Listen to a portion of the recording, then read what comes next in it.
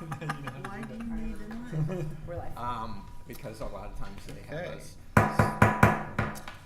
The City of Rollingwood joint meeting and specifically the City Council will come to order on Wednesday, October 12th at 5:07 p.m. You'll call the P&Z to order. The planning and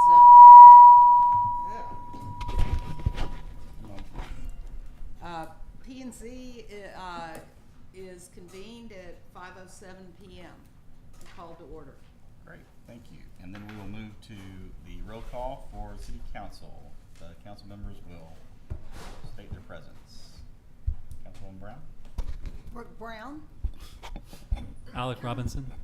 Roxanne McKee. Bill McDuffie. Sarah Hudson. Gavin Massingill. You all present. And now planning and zoning. Planning and zoning. Dave Bench. Michael Hall. Tony Stein. Amy Rodnick. Brian Nash. Where's Brian? Oh. Hi. Slid right in. Yeah. You're so quiet. Great timing, Brian.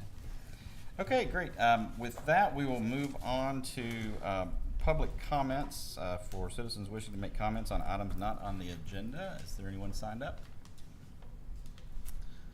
All right, hearing none, we will move on to agenda item number 2. And what I'd like to do, council and P&Z, at least for council's purposes, well, for all of us, I'd like to pull up all 3 items so that we can take these discussions where we would like them for the evening.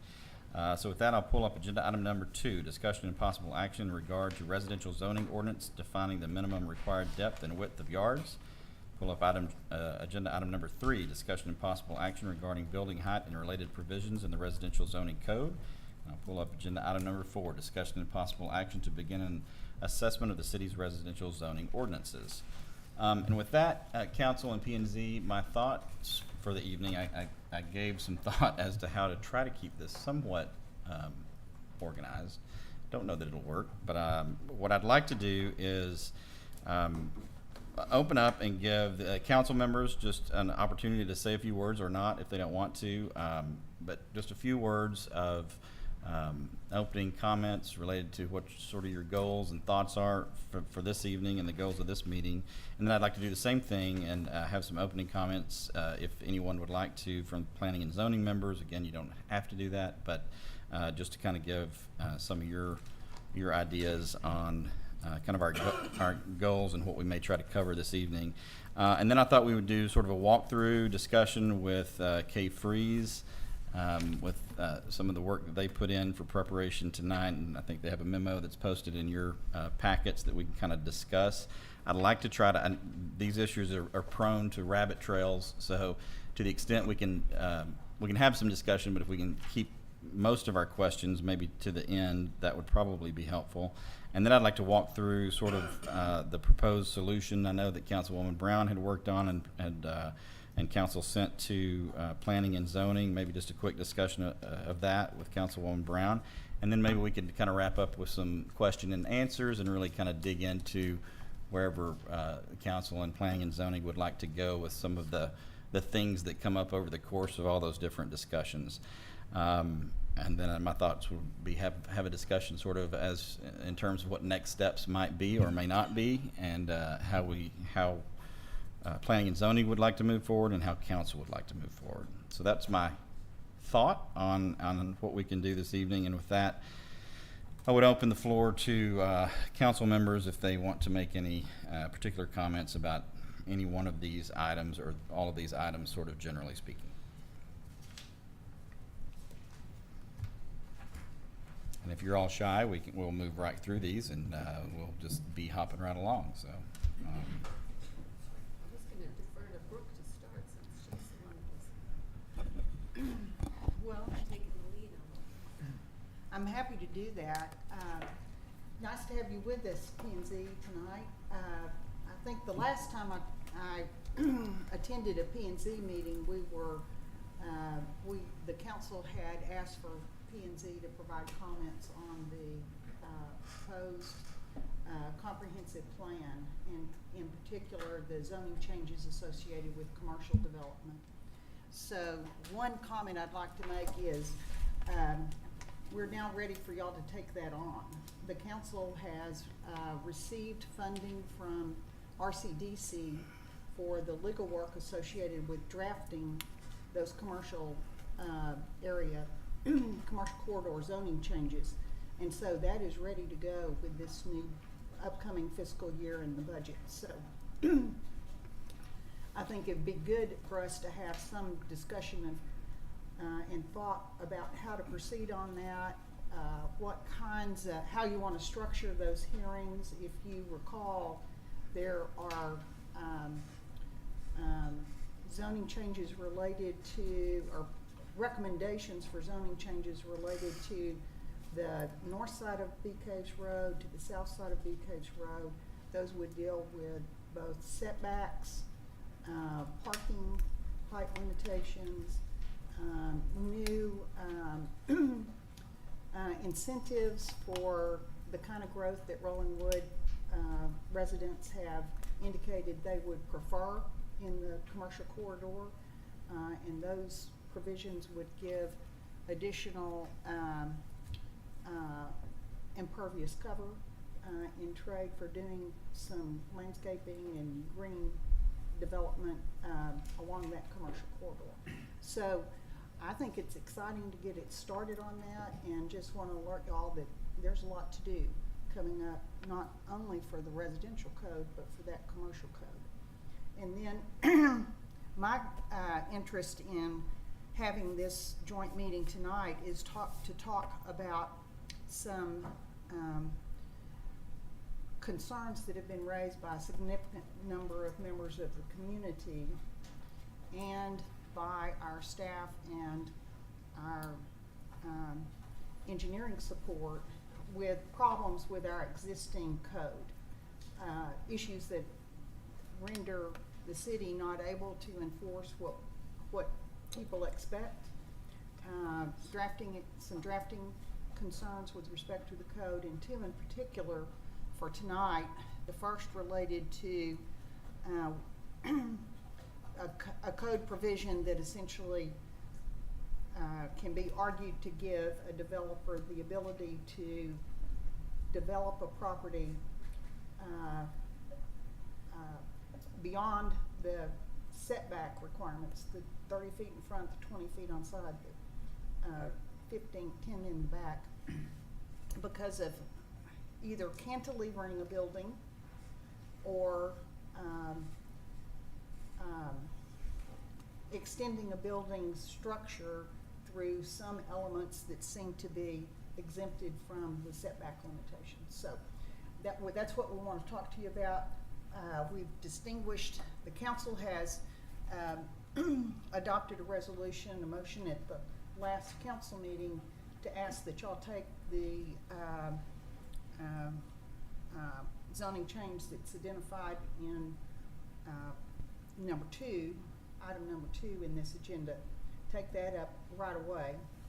And then Ms. Hudson, Councilmember Hudson, has also identified a number of other changes to the zoning code, including height limitations and other issues that the council would like for the P&Z to make a recommendation. So, and thank y'all for coming. Good to work with you. Let's get going. Same here. Can I ask a question? Sure.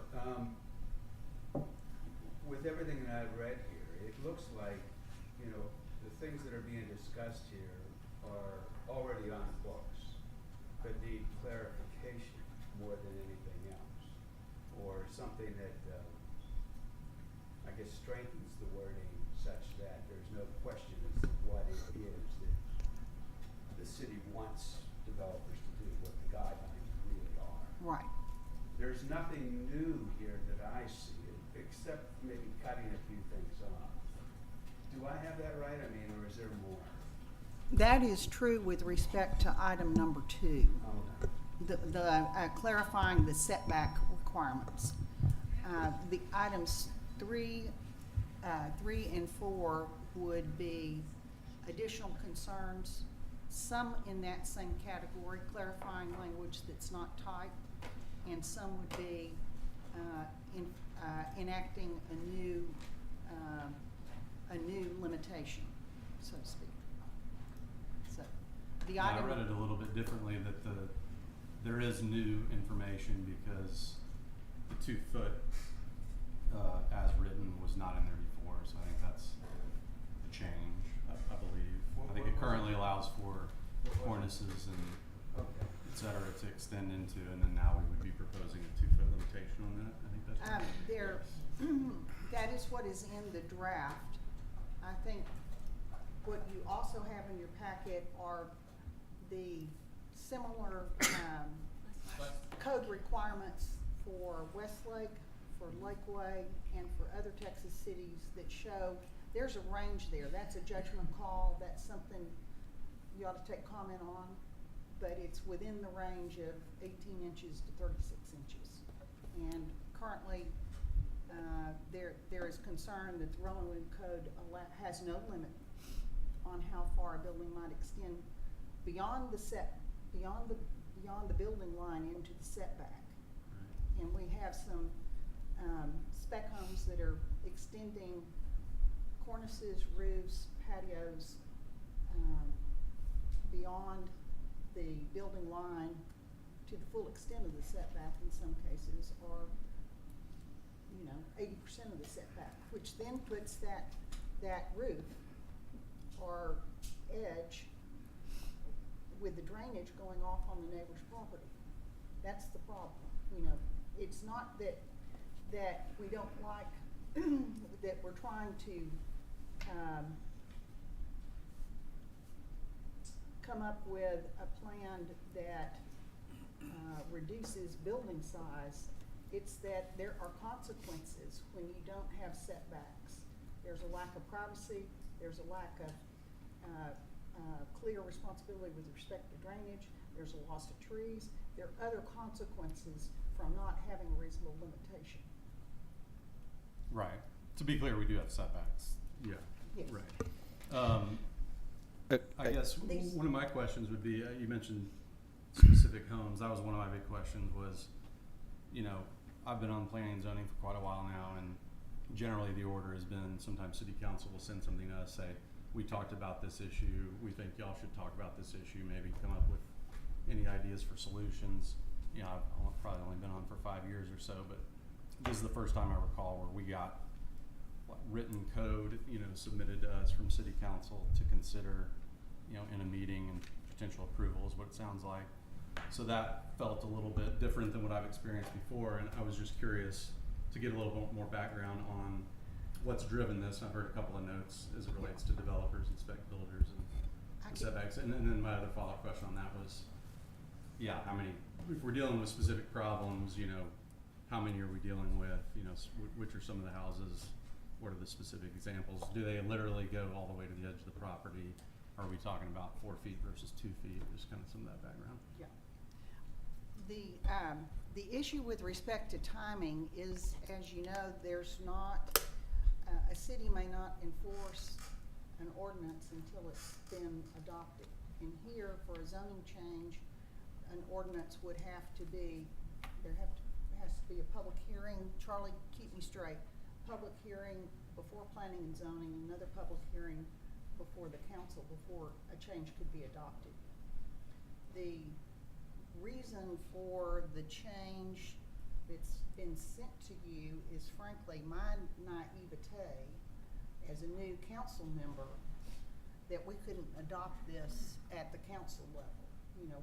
We've been struggling with this issue for a couple of months. We've known this particular wording problem for a couple of months, and it was our desire, at least my desire, and the rest of the council can speak for themselves, that it's a fairly simple fix to put in place, and that we need to do it. We have several homes. We have if you look at the language, one of the changes is that today the setback, if you're determining compliance with the setback, it's measured from the foundation. So we have homes that are cantilevered into the setback. The foundation's within the setback, but the building's cantilevered above the foundation into the setback. The same, we have this, our ordinance, says then that the main building is to be within the setback, but you can have, but there's no limitation on projections between the setback and the building line, arguably. And every other ordinance we've looked at has a limitation, has some limitation on the amount of any structure that can go into a setback. So it's kind of a glaring issue here. And we have, you know, the rate of development currently in Rollingwood is high, so I think people are concerned about it. Residents have been, you know, writing letters, coming here, talking to us about it. And currently, our staff has no ability to limit what might otherwise be thought to be a problem for the adjacent neighbors because the ordinance is poorly drafted. Yeah, I think all of So, it sounds, We're you know, not like trying a to reasonable preempt, discussion, yeah. there's no intent to preempt the role of P and Z. It is an intent to identify the problem, give an example of the language that might solve it so that we can work through it quickly. Okay, well, we're off to a lively start. Let's keep moving, and I do want to get, these are good questions, good conversation. Let's, if any of the other council, and then I do want to recognize P and Z to make any additional opening comments, and then we'll get into the meat of it, and then. And I don't mean to preempt any other members. Yeah, of the no, that's council, great. so- That's fine. That's fine. Alec, you have anything? You good? All right, great. Ms. McKee? We're just hopping right along. Phil? You know, you asked about changes. You know, I agree with Councilmember Brown. Most of it is just clarification. There was one thing that I did see, which was currently there's basically you can build up to 10 foot from a side setback on your lot. But there has to be supposedly 25 feet in between houses. So someone potentially could come in and redevelop and grab both of the 10 feet and kind of effectively push their neighbors further away from them and cause a negative impact on theirs. So that was addressed, I thought, rather well in the language on the draft where, you know, it's 10 feet when lots but another lot, except when the sum total of the two side yards of any lot shall not be less than 25 feet. So you basically, you know, you could do it 12 and a half or something like that, but you can't just do a land grab and shove your neighbors further out. So I did think that was one change that was necessary for the current code that just seems fair. So that is a change. But Is that a change? I thought we always had 25 total and 10 on one side and right, but what I'm saying is, minimum of 10 on one side. Yeah. right, you could redevelop and grab both of the 10s on both your side and then in effect force both of your neighbors on either side of you to have 15s. You know what I mean? I 'Cause we thought have that to the have rule 25. was you could only have 25 total, Right. a minimum of 10 on one side. So if you choose 10 on one side, It has to you be can only 10 have on the 15. other Is it? side. There has to I be thought this 15. was a change. So I don't think that's No, a I change. think Right. that's the way Okay. it's always been. Okay, well then, great. It was always fair. See, we're better than we thought. We are. Actually, that's some of my point, except I think a lot of the wording is actually pretty good in the current code, but it does need cleaned up a little bit. Yeah. And the basis of my question is that, you know, what are we trying to achieve in all this? And is it a change in the way things are done, or is it just clarification? Just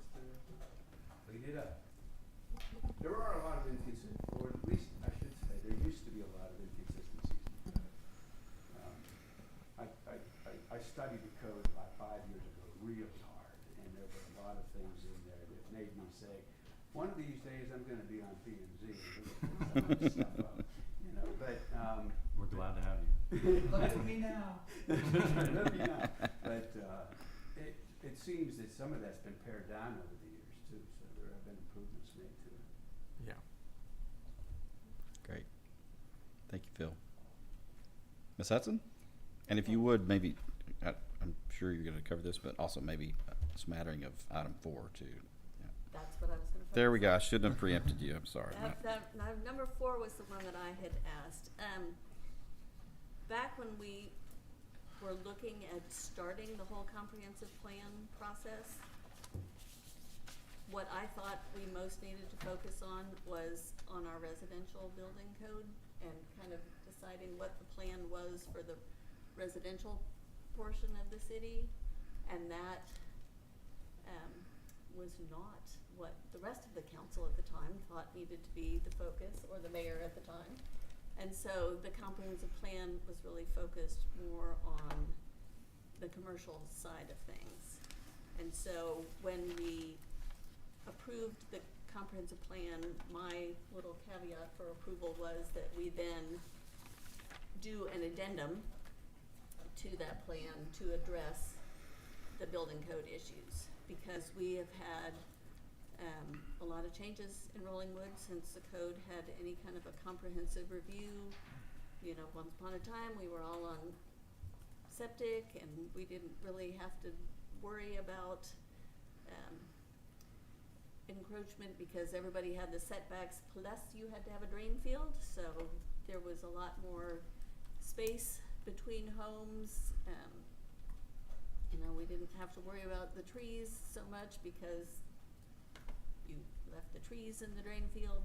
There were a lot of other limitations on the size of the homes, and we changed those limitations without reviewing the code.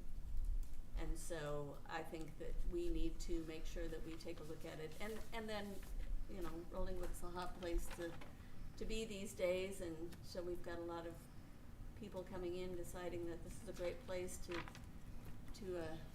invest, speculate, whatever term you want to use for it, and build something because you can make money doing it, and they don't necessarily have the same level of concern for the standards and the feel of the community of the people that live here. And so I would like to make sure that we are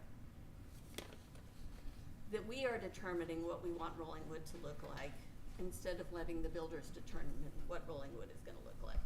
Can we not have Rollingwood look like Bel Air? Well, For those of you who've been to Houston. so We have zoning, that which is my helps a concern. lot. That helps a lot, but we're moving that direction. Yeah, that's my concern, and so that's why I brought this up. And I have a list of things that I had thought of and people had brought up to me. That's not exhaustive, that is just what I've come up with, but that's kind of an example of the types of things that I think that we need to look at and consider and decide what's important to us and what we want to make sure that we make clear, so that we all know and anybody else coming in to read the code understands what is intended.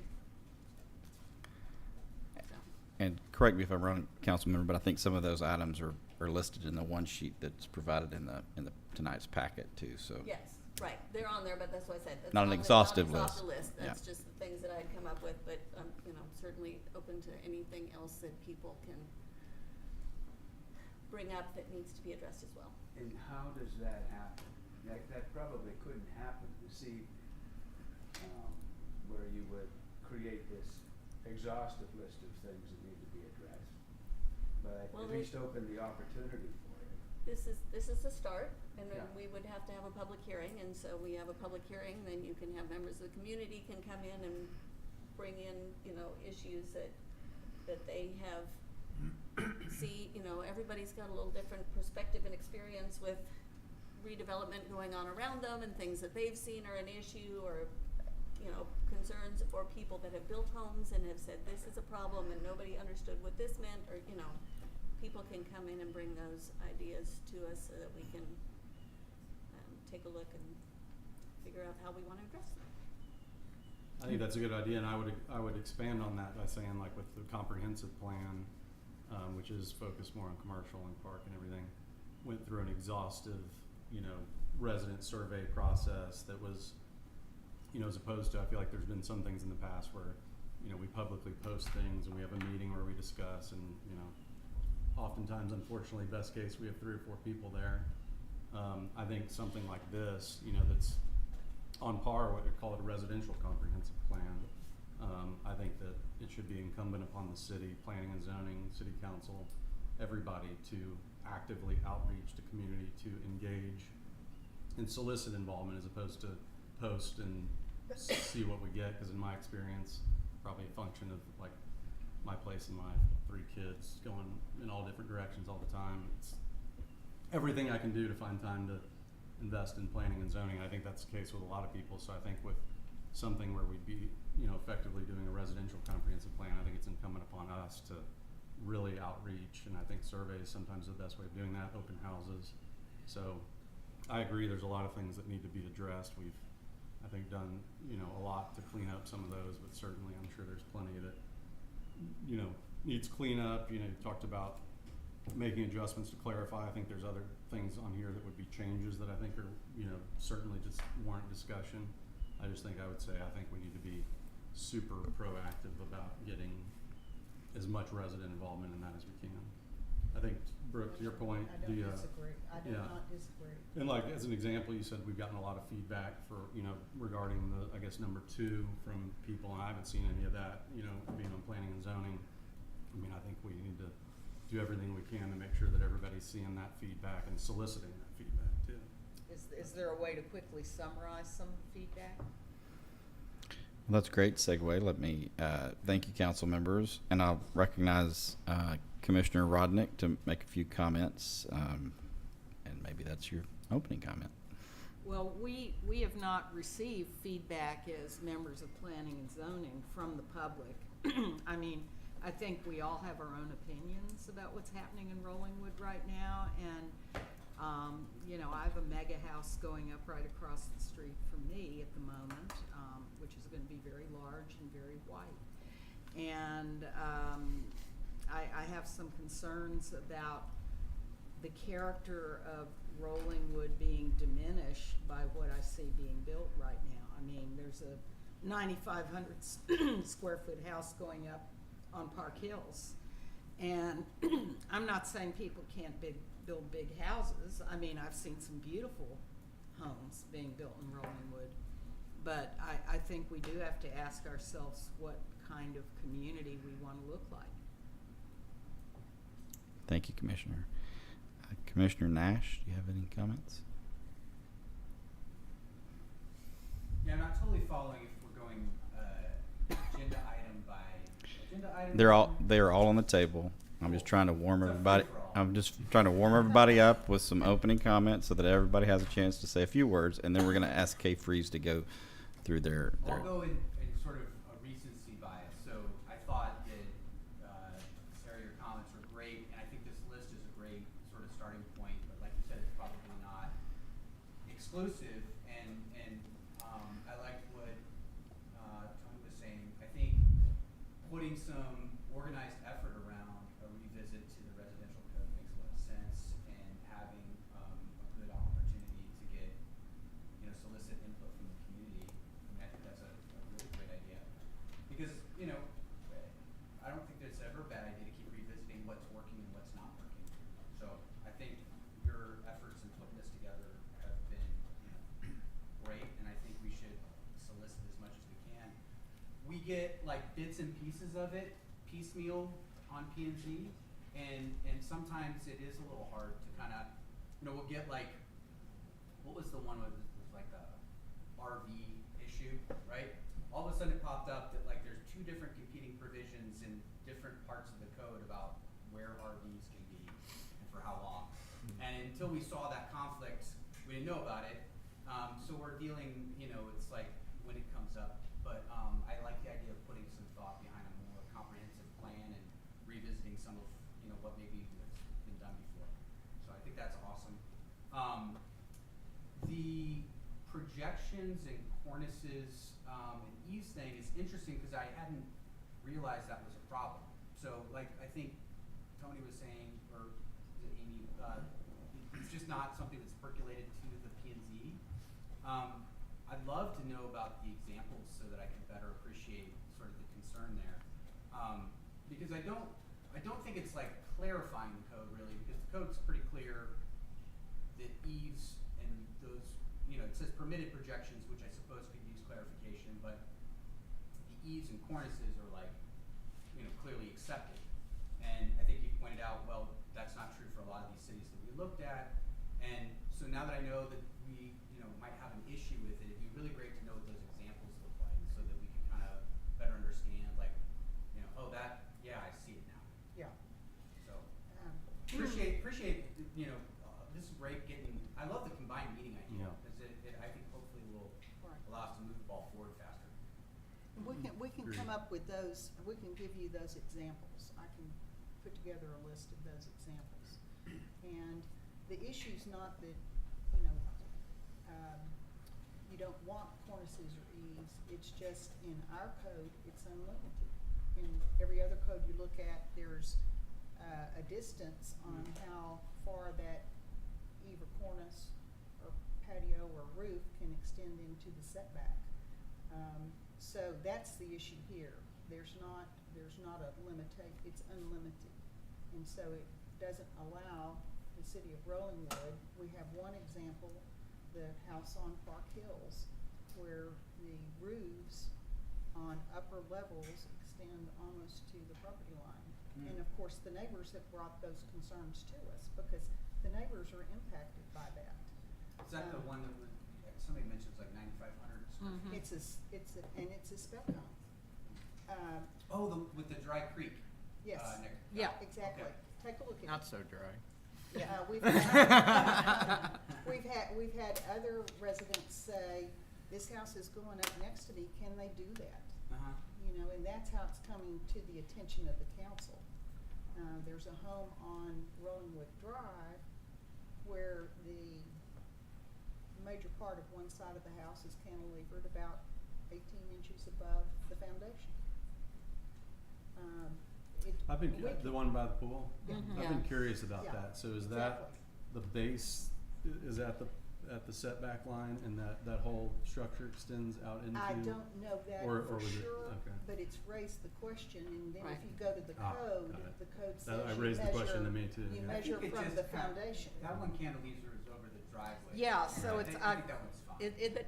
But Well, it I mean, depends it where- looks it depends fine how- if how it's many not feet it's Oh, but trying to the- violate The question is not whether it looks fine or whether it's okay, because I don't know that either, but that's the one that brought this whole issue up to me when I brought up the cantilevered, was that if you measure it, right, the way our code is listed now, if you measure it to the foundation, and you come up with a foundation and then you put the house, you know, how far over can you go with the house and go up? And well, the foundation's way under here. And if that's on the side where you only have a 10-foot setback, and you cantilever the house out 5 feet, and then you have the eaves over this way, Yeah.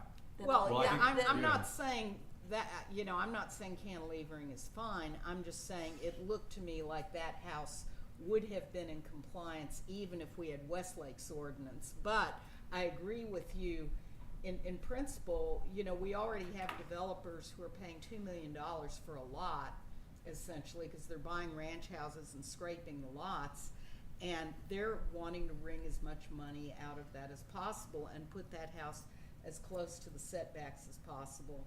And when that house across from us went up, we went over and measured how close it was to the lot line, and we thought it measured 9 feet, you know, and you know, the neighbors contacted the city and they said, no, it's 10, but, you know, that we thought it was 9 shows you, you know, they're gonna get it every inch Very that tight they can get tolerances, yeah. all the way around, and I think, I don't know how much we can do. I mean, the cantilevering is more straightforward, I think, but you know, there are other issues, like aesthetics, you know, that I don't know what the limits are of what we can do. Yeah. I would would say this draft language doesn't address aesthetics anyway. If Mhm. you want a larger eave, then, for example, 2 feet, you can begin the eave within the building line. So aesthetics aren't impacted by this. Well, back when Is I what was, would yeah, suggest. when I was on council back in the 80s, we actually had an architect bring a proposal to the city council on on having architectural standards in Rollingwood. And I believe that some of the other neighboring communities like Las Lomas actually did try to enact architectural standards. Here at the time, we were barely even getting computers at that point, and our zoning code was ordinances written on typewriters, stacked on ordinances, and we had to read them all and then figure out what superseded what. So it was just too overwhelming for anybody to think about architectural standards on top of that, but it may be an issue that also needs to be revisited if we're gonna do all this. One And other, I'm really interested in that. Well, go ahead. I wanted to come back to the one on Rollingwood because that one. One really other interested me. comment, I discovered last week that, there's a house on Pickwick. It's a spec home. It's being developed by a company that you can buy an investment interest share in the property. Picasa? An investment fund that includes that property as part of their assets. Crowdfunding, probably. But it's not like Picasa where you have 8 It owners, is. or is it? It's not clear. It's because- probably, they're doing this in commercial, I'm sure it's Yeah, because they're- crowdfunding where you can invest, a small Right. amount, and they It's- do it a lot in apartments. You develop apartment, they go raise money, so they're probably doing that as a spec home. I hadn't heard of that, but that's interesting, yeah. Yeah, well, some of these homes like Picasa now, they're buying enormous homes, It's and like a doing like a timeshare. timeshare with Yeah. 8 owners, so it's not a short-term rental because it's more than 30 days. But you have people cycling in and out of the house, so if you wanna have a sense of community, you're not gonna have it if you have people, owning a bunch of those. And it's become an issue in resort communities especially, I think. I'm not even sure if it would be, subject to the short-term rental with Picasso. It wouldn't be Because because they're they. owners. Yeah. Like, I Well- think what they do is they create an LLC, the LLC buys the house, Mhm. and then they line up the 8 owners to then take over the LLC, and so, No, I said it would not be a yeah, short-term so I'm rental. just saying, even Yeah. if they were doing it on a weekly basis or Right. Yeah. daily. it's- Well, Yeah. I don't think that's what this is. I think this is an investment, bigger money and an investment fund that just holds this as an asset, but it offers, it's the showcase for that fund on their website. So one thing I would like to add, and I'm all in favor of a comprehensive residential review. And getting lots of public input. The survey idea is fantastic, and having public hearings. But I do think we've got some current issues. I mean, we've heard from K-Freeze how, that architects, builders are coming in and they're just constantly pushing the limits. And certainly this house on Park Hills is an example of that, extending farther out into the setbacks. So I do think that, I support the proposed changes in this, the revision that's listed here under item 2. I support those changes, and my hope would be is that we could carve this out and try to address it sooner rather than later. A comprehensive plan review, a residential ordinance review, is going to take a long time. It's just going to take a long time, and I do think if we have builders or architects right now who are pushing these limits, it is upsetting some neighbors. They feel like their privacy is being invaded, and they've got houses that are very imposing right next to them. So I would like to see action to try to move ahead forward with this as quickly as possible. I support what the council wants to do. I'm ready to move forward. I can't speak for anybody but myself. My concern is, I think, based on past experience with some of the choppy code, some of which has been cleaned up, my understanding from talking to people, a lot of times we take these issues one at a time, you know, based on 1, 2, 3 issues that have been experienced with the building official or residents, and we jump in and we fix that. And anytime you make any change, no matter what it is, there's always unintended consequences that haven't been thought out, and that's why you usually have a long process, and sometimes it's taken us 3, 4, 5 meetings to talk through an RV issue. You know, it's relatively simple, and everybody agreed from the very beginning, conceptually, we want to restrict this, but we needed to have community input. We needed to all talk about it over a period of time and make sure that whatever change we make doesn't create other problems that we haven't taken the time to anticipate. That's my only concern with all this, is because it's kind of come about in a different fashion, and maybe that's because there's some kind of emergency situations with residents, which I don't discount at all. That's my only concern is, you know, we've never done one of these joint meetings. It feels like it's done so that we can take action immediately today. And since I've been on planning and zoning, we've never done anything that quickly. That is Yeah. not the intent. That's- that no, action that's be taken today. Not because today. It's gotta be posted Okay. for public hearing. And you have to have public hearings. You have to do that, both P and Z I as thought I well. read something in here that had been discussed at a number of council meetings. I didn't know if that was. Oh, it public has hearing. been, but I mean, to say this is the proposed revision. Change. This is what we would like to do. We're gonna have a public hearing on it. That happens, my understanding that's gonna happen at P and Z first, and then it will come to the city So council. this isn't a joint public hearing and potential This action? is, no.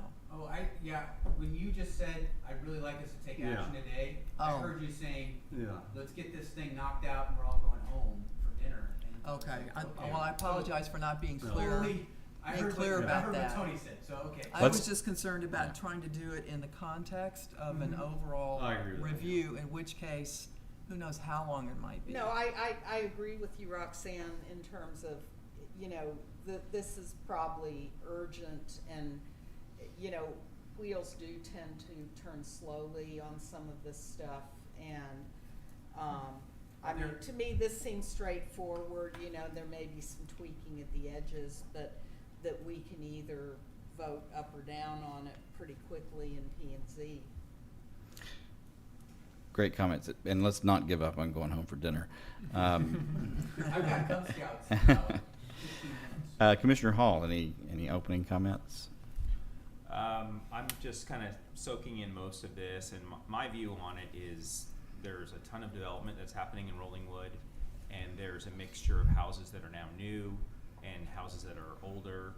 So I want to make sure the community has enough time to look at any of these changes and make sure it's not adversely impacting one over the other. Great. And Commissioner Bench, you're batting cleanup. I love everything that's being discussed under item 2. I like the way, the new definition of a yard instead of focusing on setbacks. I like that, it's pretty cool. But, I do have one thing, and I had sent a note to city council here for the last, and the only concern I have is the inclusion of overhangs in this setback rule. I think that overhangs serve a bigger purpose than just extending the size of a house.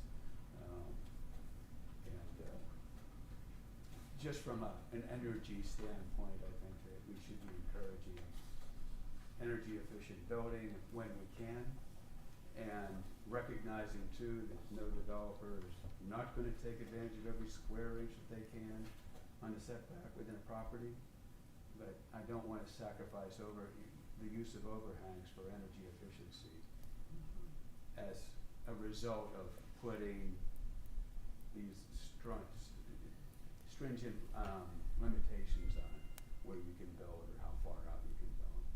There's gotta be I'd like to see that getting up a little bit. Dave, Thank could you. I just ask you to clarify a little bit, how are overhangs more energy efficient? Oh, Well. Well, you know, two minutes summary. You perked up on that one. Yeah. I'm sorry, I should have copied P and Z on the note that I sent to City Council. But what it amounts to is, Shade. overhangs provide shade. And we had just finished our house here about a year ago. And it has 4-foot overhangs all the way around the outside. And we did that on purpose. What it does is it provides shade in the summertime. It keeps the hot sun from coming in through the windows. And in the wintertime, it still allows the low sun to get through the windows so that you can heat the house, you know, you get some solar gain. And the sun changes position season to season. So overhangs, and you can see this all around Texas. Some of the older houses and farms and things in Texas, they all have broad overhangs, and because they knew what they were doing. They were building houses to stay cool without air conditioning. So we have seen, I can tell you this for a fact, we have seen amazing results with how we build our house with regard to energy usage and so on. And I believe the overhangs are a big chunk of that. And how we positioned our windows and the southern exposure and all that. There's a whole bunch of stuff we did. But overhangs is no small part of it. And the thing is that it doesn't cost much to put a large overhang on a house. But if you are restricted to your setback, suddenly that cost goes way up because you're not allowed to have the square footage on your floor because of setback requirements created by overhang. No builder's gonna put a big overhang on a house if it can't go over into the setback. They're just not gonna do it. So what I'm asking is that we at least consider that part. I don't like cantilevering either. I think that's a pretty cheap way of trying to subvert the system, as it were, you know. But having overhangs and looking for ways that we can build our new homes here more energy efficient, I think that should be part of our rule. So are you talking more about like porch roofs? You're not talking about cantilevered houses like we see on Rollingwood Drive? I'm talking about at the roof level, yeah. I'm talking about at the roof. Those things that keep the sun from coming in your windows, designed to do just that. Well, but I mean, trees also are great. The shade from trees are great, and the more projections you have out from a house, Yeah. the less of a canopy you're allowing on the side of your house. So I mean, there's you've got to try to balance those It's a fair interests. statement, yeah. Well, and runoff from the roof. Right. So if it's not a flat roof, Yeah. you know, and you have an angle on the roof and then you have a big overhang, then especially if it's a tall roof, you are running off water closer and closer to the property line and to your neighbor's property if you have the big overhang there too. So there's a balance on all of this, and there's nothing in the proposed code that limits people from putting 4-foot overhangs. Just, Right. you know, it just says Actually, you. well, I think that overhangs are in that list of things that need to be held back. That's, Well, no, it's just it like to doesn't, remove that from the list. no, it doesn't say you can't have a 4-foot Overhang. You just have to overhang. move It your just house. says Go over that it into the- can't be more than 2 feet into the setback. I think his point was that because of that, then you have to reduce the footprint of a house in order to do that. Yeah. Well, Well, the setback is not a required building size. But what we're saying No. is that every I know. spec developer is gonna That's use it all. right. We've all acknowledged that, they're gonna build Well- all of it, so then they're just gonna build to the edge and have a 2-foot overhang. Well, and this And is there's what we need to be unintended consequences of establishing, that. what's Mhm. important to us. yeah, Not what's important to the builders, right. what's important to us. That's exactly what I'm talking And about. that's- I think that's his point is exactly on my point. point. That's His point exactly is my that, point, should yeah. we weigh You know, I'm gonna passive put on solar? the bigger me and say that's us. But that is the kind of building that we would encourage for the Right. shade. You're right, you know, whenever it rains, you know, there is gonna be some water runoff. But doesn't our that's taken drainage care- plan? But that should be Yeah. taken care of by the drainage plan. That's a whole different thing. It is, but you're directly impacting your neighbor with that, you know, and to Sarah's point, there are ways, like, for instance, my house, I have deciduous trees that are very close to my house. I get the same benefit that you're getting, and I probably have a 2-foot overhang. So there are other ways around that. Granted, you're right, a spec builder may not do that, but to have our basic code be driven by the spec builders versus by the neighborhood, or what people would desire to see, like it's still, if people are building their own custom home, then hopefully they're getting educated as well as you did and doing, you know. I guess, you know, just going back a little bit, you know, what we have is a code that's in place right now. Sure. And what we had done, whenever we built our house, we were in compliance with the code, okay? Now, if the code changes such that what we had done wouldn't be legal, we couldn't build our house again. We couldn't do it, because now we're not allowed to have our overhang go over into a setback. Our overhangs do go out into the setback, okay? Okay. It's partly because we're in a corner lot and the setback for us is quite a bit larger, but regardless.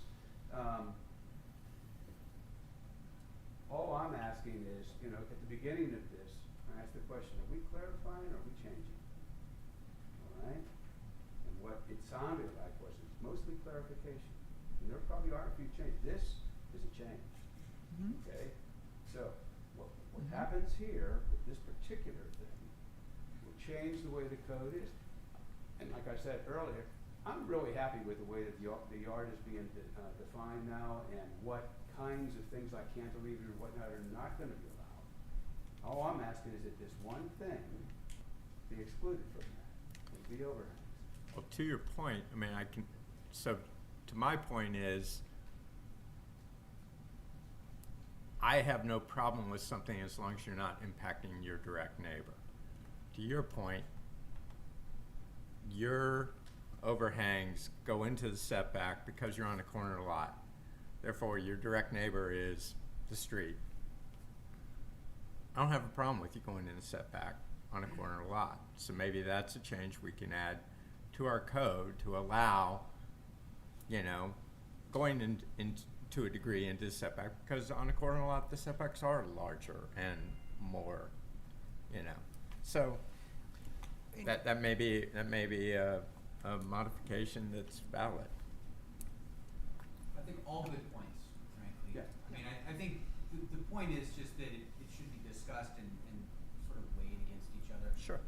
Lots of great considerations. I think the point about the runoff on the water, I mean, I think that needs to be thought about in terms of, you know, do the drainage plans address that well enough or not? I think it's a really good point though about, and I hear what you're saying, which is if it's impacting the neighbor. I could also see a situation where it's not a corner lot. You've got a side yard that's a 10-foot setback, and that's the south-facing part of the building, which is where you would have the most impact from a larger overhang. If maybe that isn't that wide or something, maybe it's not an impact on the neighbor, but maybe it is. Maybe there's a way to skin that cat. I don't know, like thread the needle. So there's a lot of considerations to weigh. Also, Dave, you touched on this. General question I had, this has come up in many of these types of discussion before, is okay, if we make this change, how many non-conforming situations are we now creating elsewhere in the neighborhood, whether those are houses that were built a year ago or houses that we got a email that I briefly read before, or that's a house that was built 50 years ago. And because that's the unintended consequence. So maybe say, you know, I don't care that much about how many non-conforming structures we're creating, but I haven't read in a long time what limitations you have if you are non-conforming. So now if I've got my 5-year-old house that has a overhang that's not compliant with what we change, and I want to rebuild my gate, or maybe that's a bad example because I don't know what, but if I want to do something, that now do I have to cut my eave off if it's non-compliant? That's a question, you know, that I don't know whether it's being considered. No, I mean, No. No. I know Typically- before Because when we've it's a talked about stuff, non-conforming use.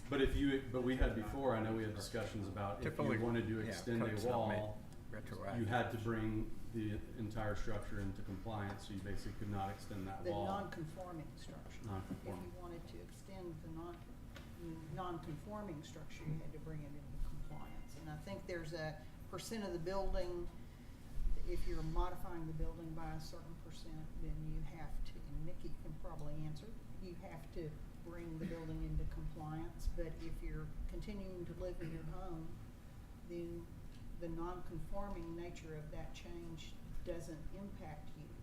I know that, I'm talking about if you wanna do something in the future, I mean, And you I mean, I can, think well, this is there's also also the point. If you had a roof variances, line there are that was variances that are, compliant, and then he extended back another 10 feet into his backyard, otherwise would if be Dave permitted. wanted to add a room, Right. you know, assuming it fit within everything else, Yeah. wanted to add a room, does his non-compliance with the roof overhang impact his ability to do that?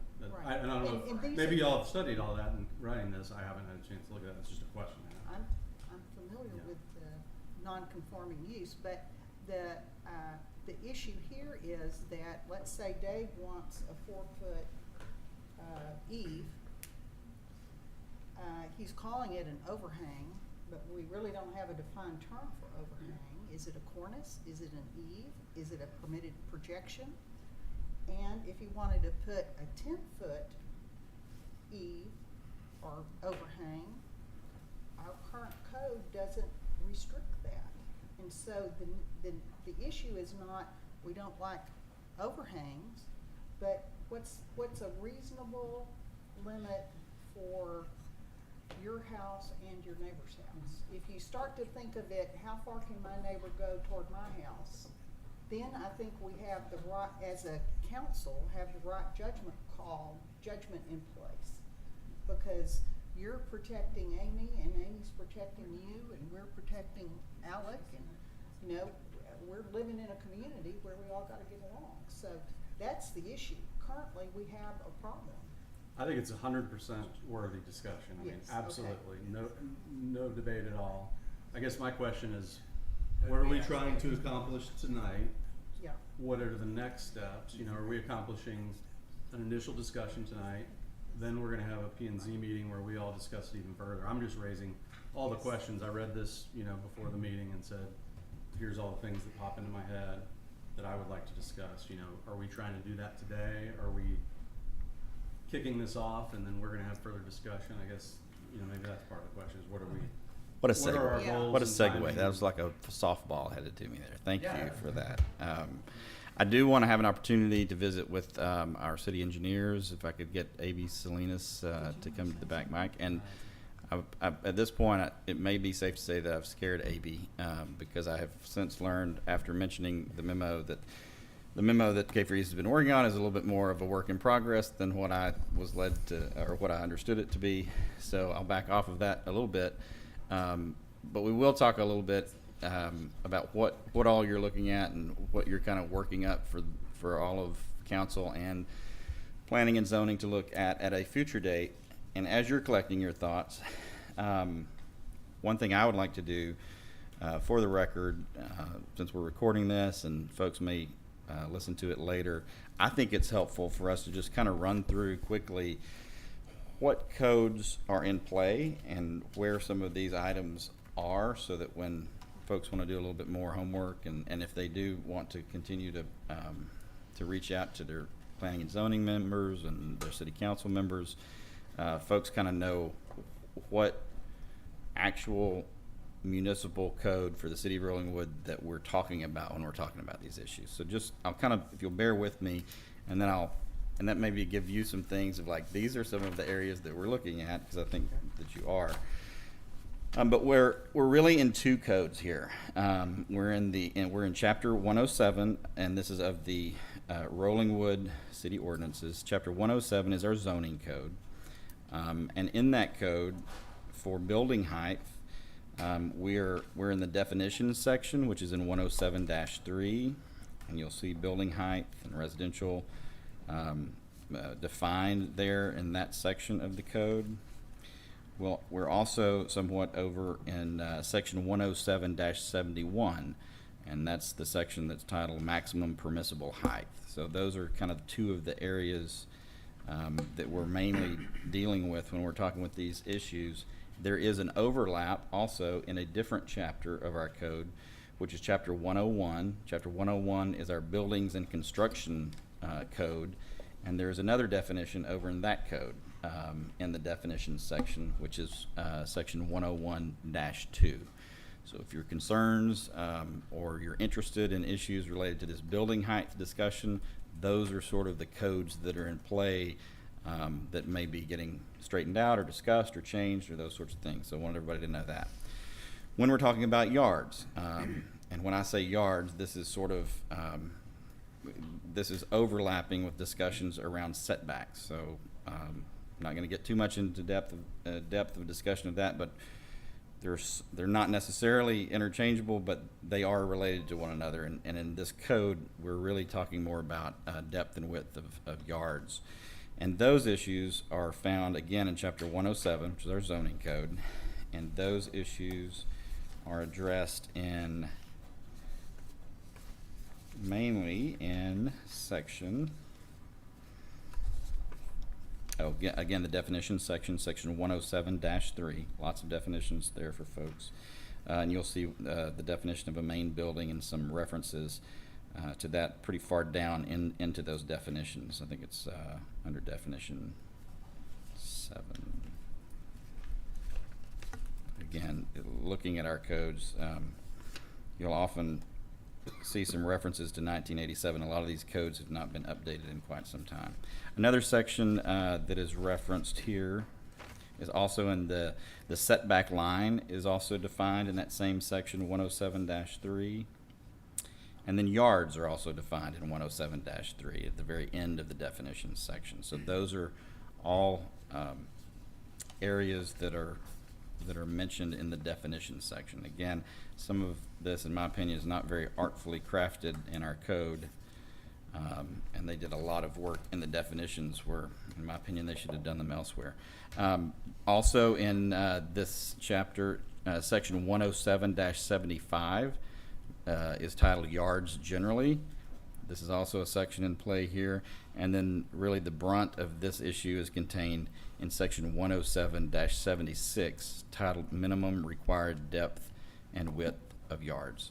So those are the main sort of codes that are in play. They're not very lengthy, so you can just go to our website and take a look at those. Again, those are on the record for you if you need to revisit those.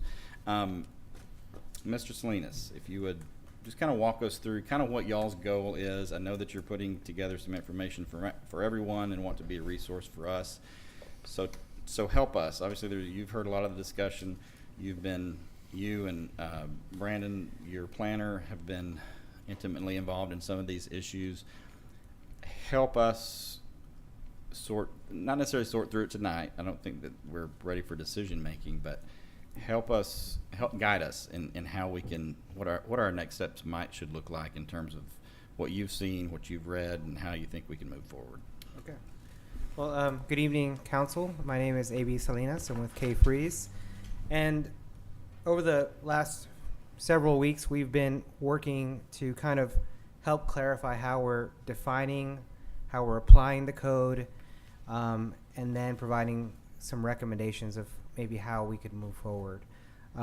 As we've gone through this process, we've uncovered different things, and we've had a lot of great input from council on different things that maybe could be clarified or approached differently. I think at the very least there's opportunities to clarify portions of the code to simplify things, and then there's another conversation of what other things do we want to change or add, and that's probably the harder part of the conversation. Our focus at this point has really been centered on building yard depths, specifically for cantilevered upper level structures, as well as interpretation and application of the maximum height regulations for residential buildings. I think from what's occurring right now in recent development that's going on, we have issues where there's projections coming out from the house that extend into the yard depth, and there's some question of to what limitation is there to do that. And so I guess in an extreme example is you could have a cantilevered roof, we could call that an eave, and it could go far enough where it could serve as a garage or a covered parking space, as an example. There's no limitation right now in how far they can go. That's fine. Should it be fine with the committee and with council? But when we apply the code, we have to take what's written here and then apply that for recommendation of approval or disapproval. So let me kind of just go through a little bit of what we've been working through. So with respect to building yard depths, as applied to cantilevered upper level of residential properties, we've been looking at the question of, is the setback requirement, which setback and yard depth, those are typically kind of interchangeable terms. In this code, it's referred to as yard depth, but basically the same thing. Now, so is the yard depth requirement applied only to the foundation, or does it apply as well to the upper level above foundation wall or structure, or cantilevered above that foundation? As written in the code, it's subject to varying interpretations. It's not immediately apparent what is required as part of what is a cornice, eave, porch, or landscaping. So when does an eave cease to becoming an eave and become something else? So, there's the possibility of providing recommendations, of providing definitions to what a cornice and eave porches are, to clarify that. There's, as presented in the agenda packet by Councilmember Brown, is some suggestions of what other Texas cities are doing with respect to the eaves. So there's establishment of limitations to that, of common practices 18 to 36 inches. That's just what other cities are doing. You all can decide what it is that you would like to do. And then we looked at also, what are we doing with respect to the inspection process of, once we review a set of plans and we approve it, what happens from that point? And so we've been putting together kind of a table of that process of, so when a developer submits their plans, the city engineer, KF Rees, we review it. We check for conformance with the city's codes, and then we check for other things as well.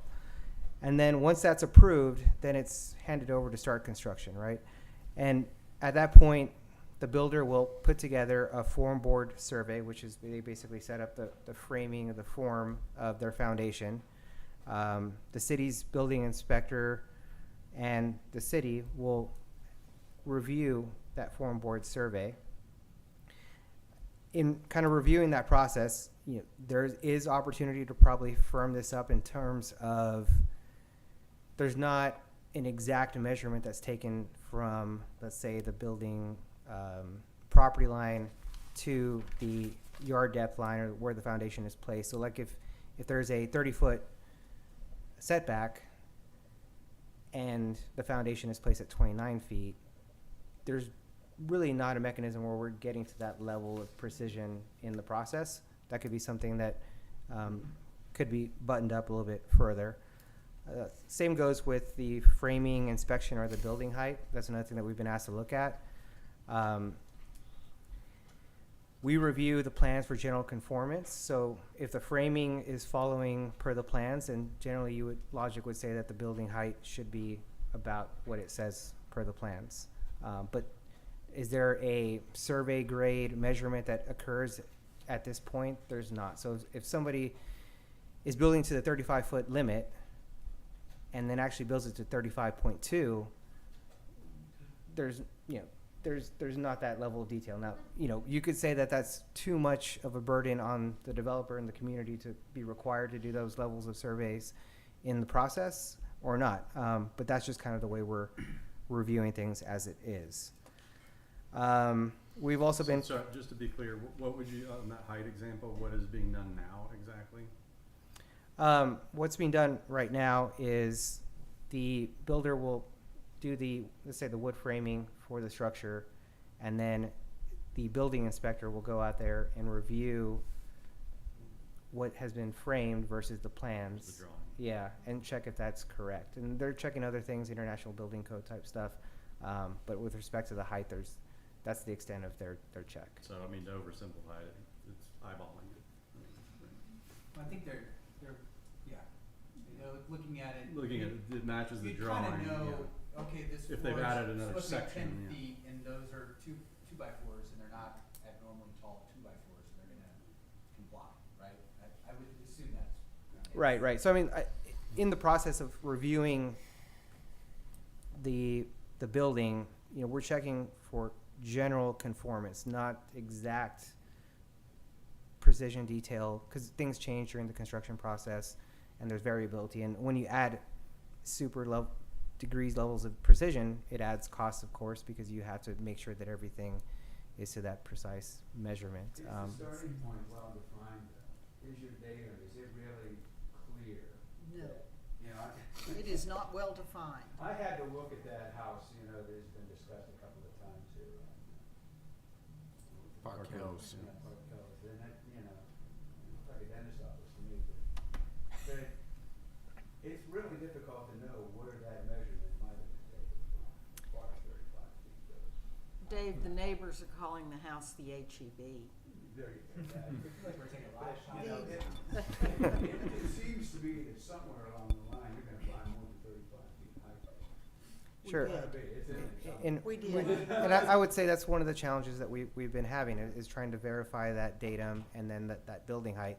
The other complication, I think, is, and especially in a terrain like that we have here in Rollingwood, where it's one thing, it's very easy, I think, when you have a flat terrain to measure 35 feet, one and done, and you're probably basically keeping that existing grade the way it is. But when you have a sloping lot, there's introduction of a lot of grading changes to accommodate the structure.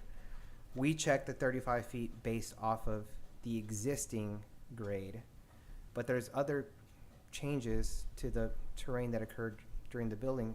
So then when we go and we try to verify that 35 feet, the ground is changed from the existing condition. And so there's also probably another opportunity to find a way to have the builder provide some sort of kind of existing and proposed grade comparison so that when we go out there, we have that information. Maybe one thing I would like us to discuss, and Brandon and I have talked a little bit about this too. I think potentially a promulgated form up front that lays those, and I'm setting aside the policy decisions. I'm more looking at the administrative side of it from staff and my perspective.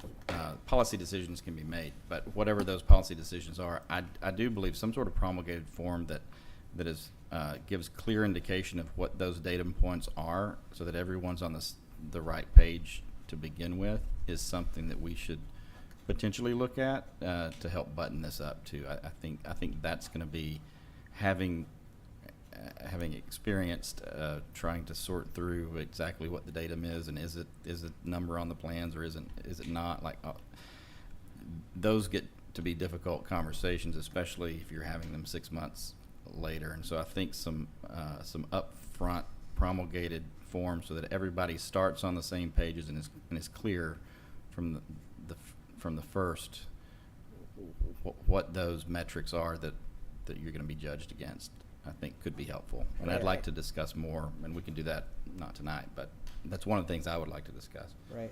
I would agree and venture to say that any developer or builder or yourselves want certainty in the process of what's the target that you need to hit and then being able to hit it.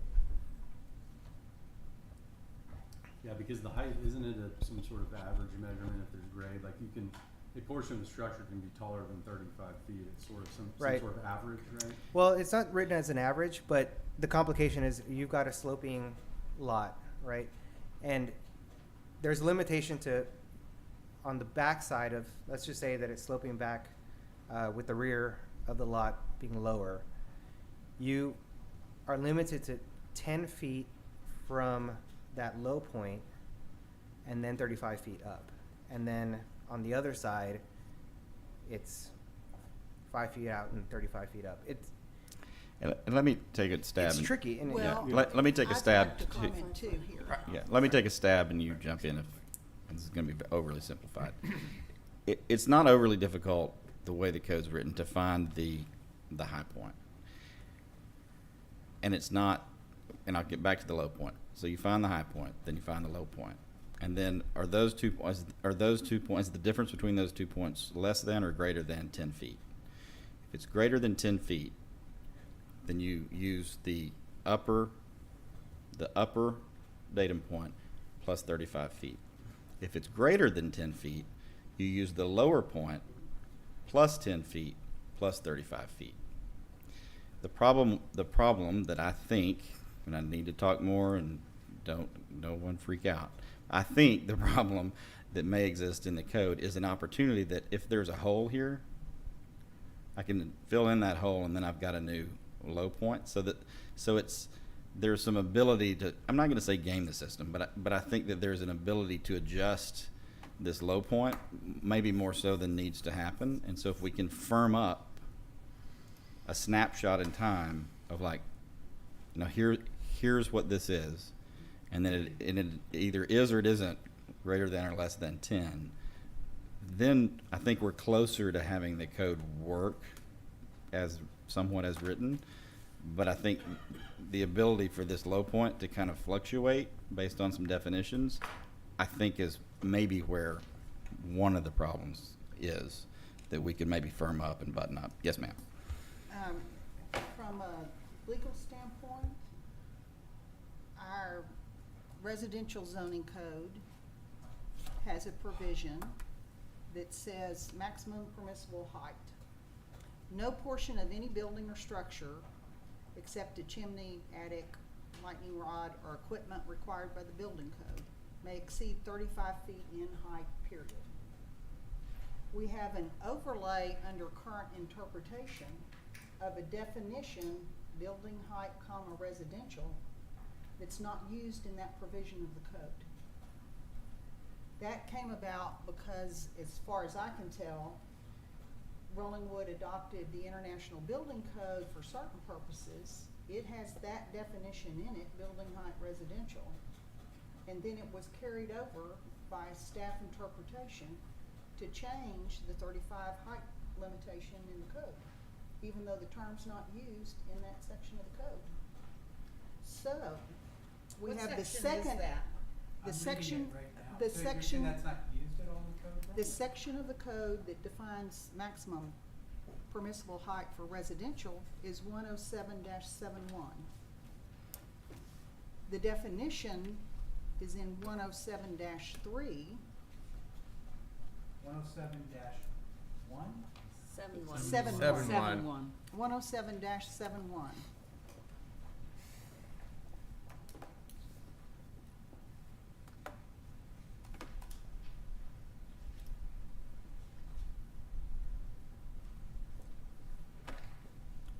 From what I can understand, or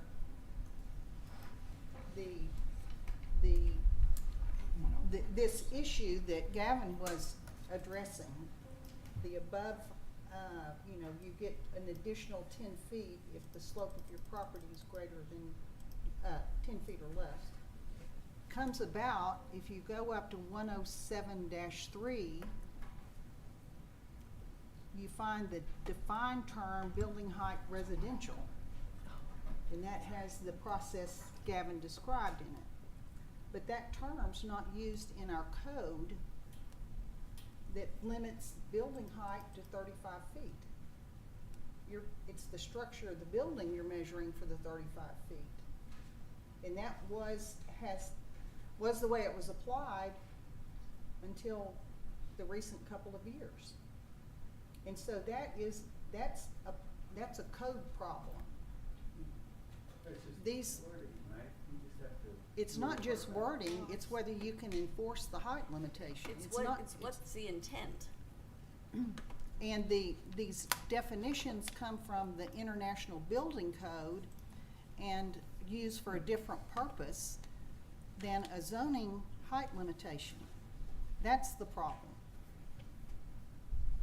And we have, if you look at building height non-residential, it addresses the issue of the foundation. You cannot have a foundation, the lowest finished floor elevation can't be more than 4 feet directly above the point where the foundation intersects the natural grade. But that's not included for the residential, so we have an issue about how high a foundation can you build.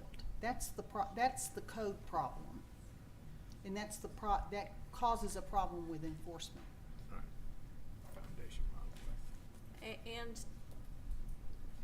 when some of us old timers moved into the neighborhood, the height limitation for homes was 30 feet.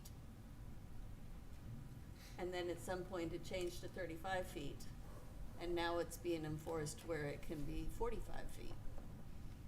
Which has been the case since I moved in. I'm not quite an old timer. It was 2012. Oh, two? Old timer. Brooke, that's really helpful. I didn't realize that. So if I just want to kind of understand what you're saying. So we were following this to some extent, this definition, building height, comma, residential, but then at some point we stopped and that's what's creating the problem? Or No, we've never the followed reverse. Because We what were- Gavin described, The reverse. which I don't even think he got right, Mr. Mayor, but, you know, no offense. I just have to get in the ballpark. It's y'all's job to like get it fine tuned.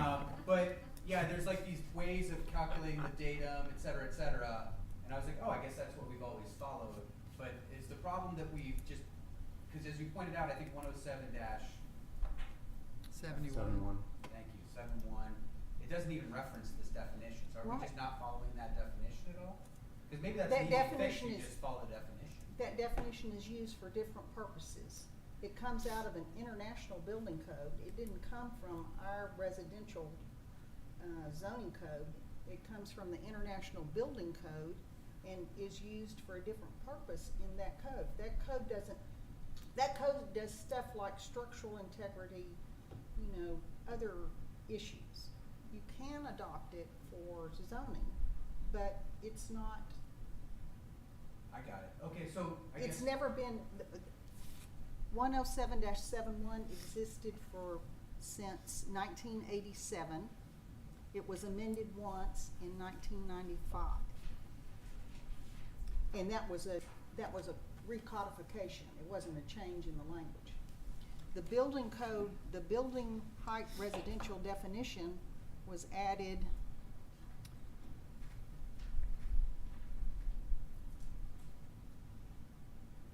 at some point in time, and I can tell you, I think it is when the legislature required the International Building Code to be adopted, which I think was 95. So you've got a problem where this definition is put in the code, the defined term's not included in the provision limiting residential heights, but it's been applied in a different way. I guess my question then is, from a practical standpoint, when we're reviewing height, what is the datum that are we using that definition, or is it one from the international code, or they're the same or different? We're using what's in the code, and so we're referencing section 107-71, which is the maximum permissible height, and then it references the building may not exceed 35 feet in height. So then the question is, how do you measure the 35 feet?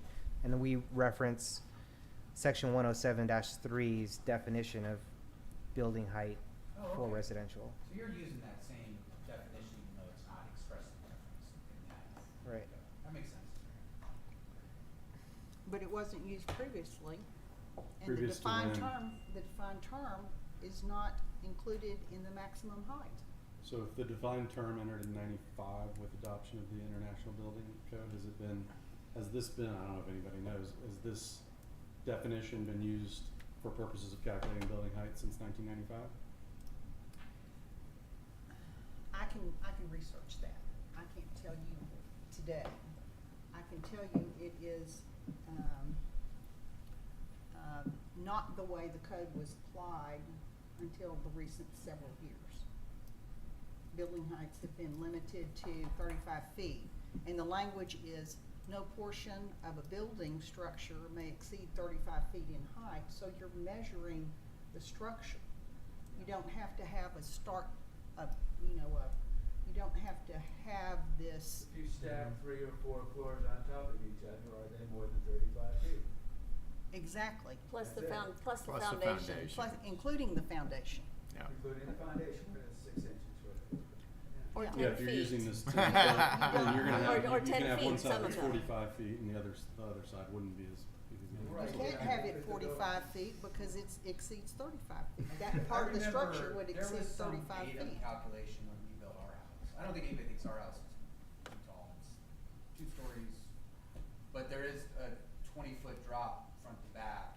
And I remember Mike Alexander, said, I think he went back and forth with our architects about probably this definition Exactly. or something.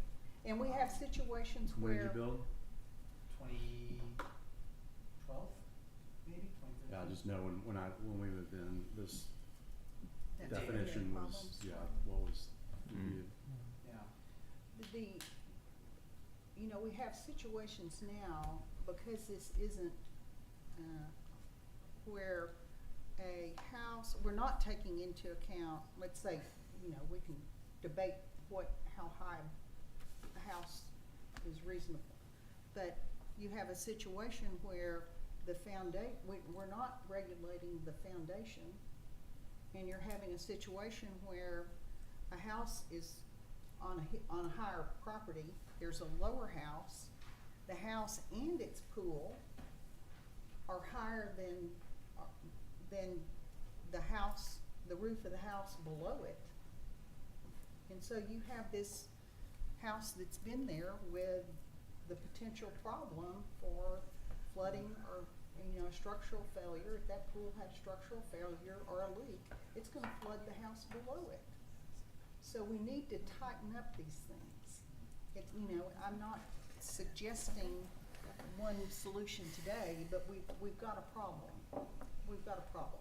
I'm not an engineer or, a building contractor, but I've read that definition over and over. And either it's very badly drafted or I'm really dumb, I don't know, but, I find it very convoluted language. Yeah. And it doesn't include a foundation reference in it. It is convoluted to me as well. And so Thank you. when I was looking at it, we had to diagram it out to make sure we all were on the same page of what that meant. And so, maybe as part of the revisions to the code is there's an accompanying figure in the code that clarifies that. You're about to put a diagram in the code, would that be right? Or we go back to the, no part of the home can be more than 35 feet tall. Which seems a lot cleaner and clearer. Right. Though a diagram would be better than this language, for sure. Well, and something needs to happen with the code because it's a toss-up. Well, if you have to diagram it, then maybe there's a problem. The house is 35 and that's Yeah. it. Love it. I've never seen a court apply a defined term to a statute that doesn't have that Okay. defined term in it. And that's the problem we've got today. So it's apparent that there's a number of things that we're working through. It's murky water. It's hard to navigate and know what exactly is the direction that we need to go in. But I would, Is it possible to identify murky whenever you see it? And just kind of pitch it and say, this needs some work. Here, P&Z or City Council, could you work on this because we don't get it? Could you do that? look at items in the code that we find to be kind of questionable, and I think that's something, yes, that we could look at and review. I think another thing that we could benefit from and taking direction by the committee here tonight is understanding what are the main issues that we would like to address, and then would suggest that we take the opportunity to workshop that with staff and putting together revisions to the code as a starting point. It won't be the right answer, but it'll be a starting point to the discussion, and then from there, that could be something that the committee then debates, and then once we really receive some resolution with the committee, then that could go then to the council and the public hearing process. Just an idea.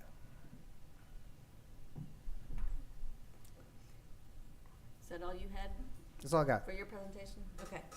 And that's all the K Kay Free's presentation? That's it, and I'll still be Okay. here, and I can weigh in on any of the other questions that are presented in the company packet. I have a question that y'all might be able to weigh in on, kind of jumping back to that Rollingwood house, because I think, to me, it's two very different questions of an eave, overhang, whatever we want to call it, versus living structure being cantilevered, across the setback line. And so that one, I've always been very curious if where that foundation is that on the setback, or is the cantilevered living portion to the setback? And I don't know if anybody knows on that specific house.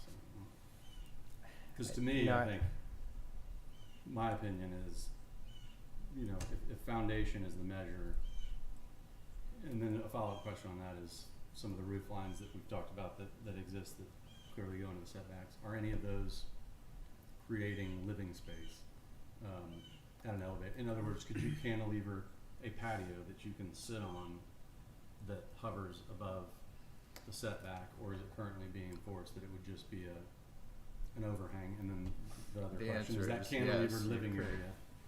Currently, you could cantilever over the setback. Because a the way I patio. read it, I don't could- think you can, but I fully agree that it's not as clear as it should be, because it's fencing walls or permitted projections. So somebody drew a hovering patio into the setback, it would have to be permitted. It's not expressly permitted Right. by the language. That has been a piece of conversation as well back at the office of exactly what that means.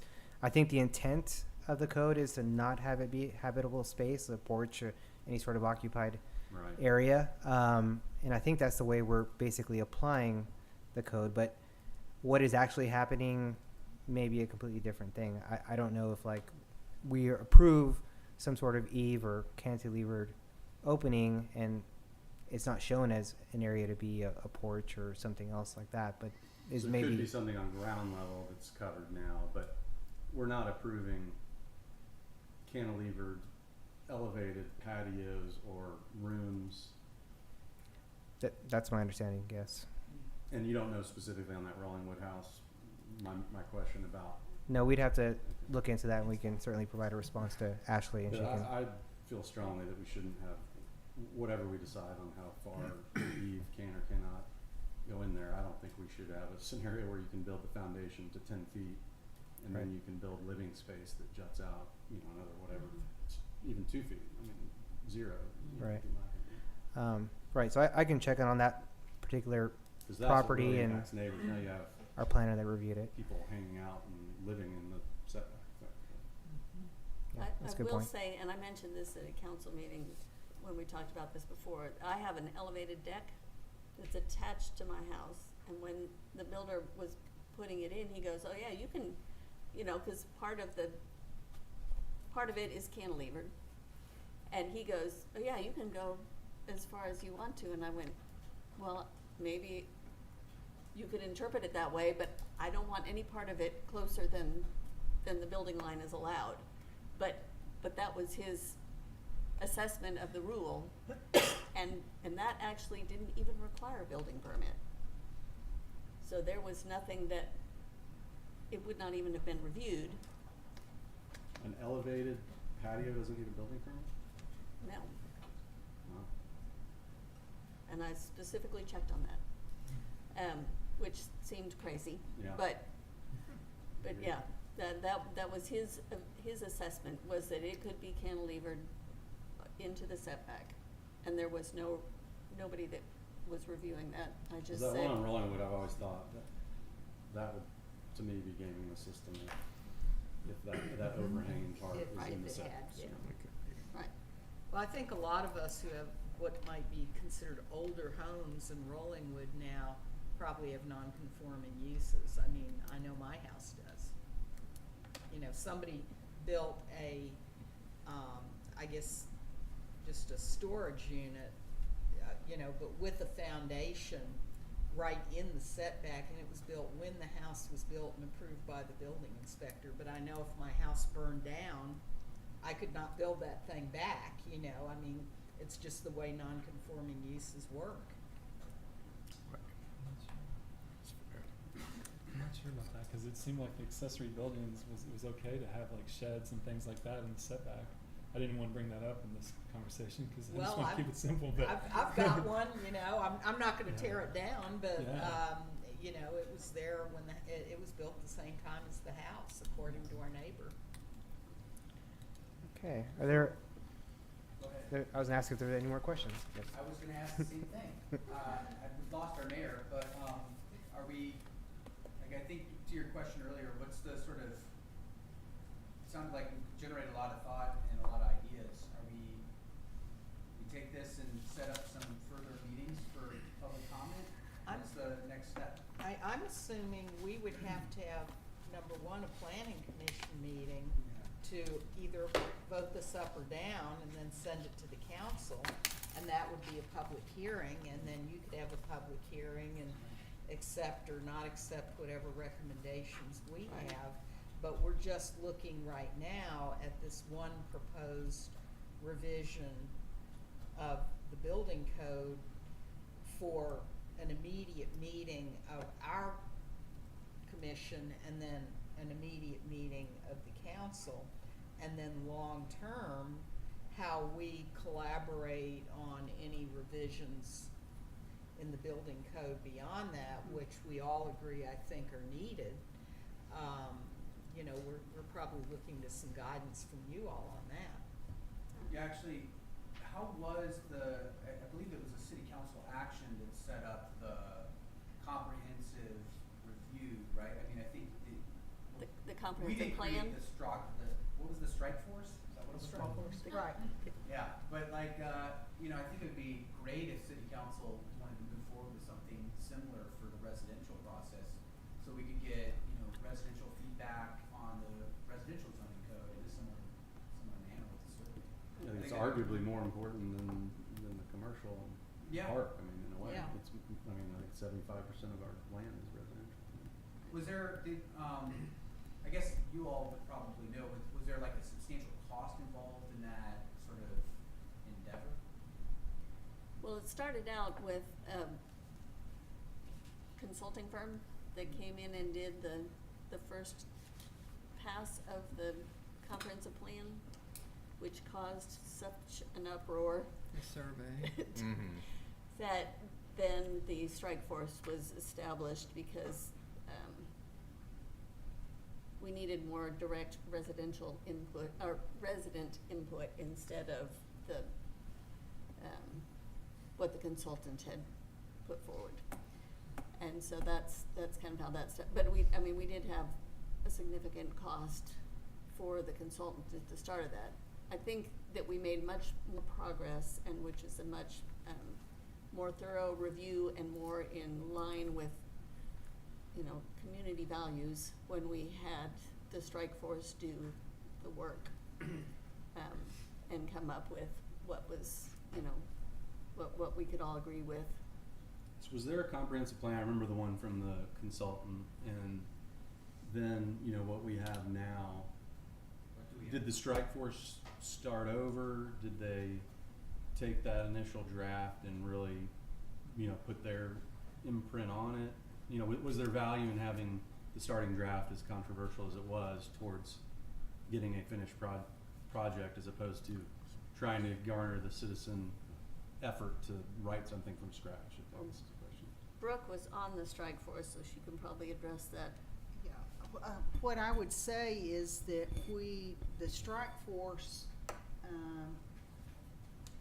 used, you know, we started from that initial plan, but this was, you know, we said, okay, given the survey that was done then, we need more residential input. We need more input from residents of the community. And so the first thing we did was come up with another survey, get the survey results, and then work from there. And the strike force, the initial plan really just addressed the commercial corridor. It didn't address things that comprehensive plan typically does address, which is community values, what's the sense of the community, what's happening with, what's the demographic change, what's, you know, more community oriented. And so that's what the strike force did. And we, from the survey that was done, we then developed topics and then held hearings every other week for about 8 months to get the input. That was then put in a draft plan. It went to the council for consideration.